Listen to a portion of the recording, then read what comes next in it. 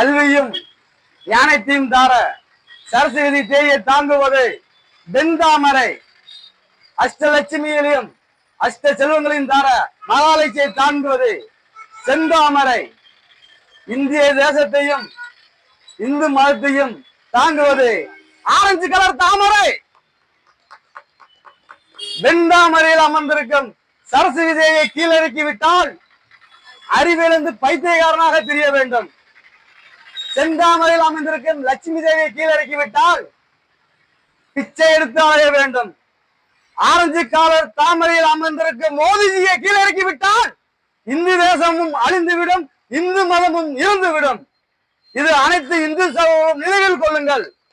இந்து தேசத்தை யாரு ஆள வேண்டும் என்று இந்து மதம் முடிவு பண்ணுங்கள். இந்து மதம் எந்த கட்சிக்கும் சப்போர்ட் பண்ணவில்லை. இந்து இயக்கத்தின் பேரு இயக்கமான RSS தலைவர் சொல்லுகிறார், இந்து மதத்தை யார் ஆதரிக்கிறீர்களோ அவர்கள் ஆளுங்கட்சியாக இருந்தாலும் சரி, எதிர்கட்சியாக இருந்தாலும் சரி, அவர்களுக்கு இந்து மதம் நாங்கள் என்றுமே கடமைப்பட்டிருக்கோம் என்று. ஏன் இந்து மதம் அழியக்கூடாது?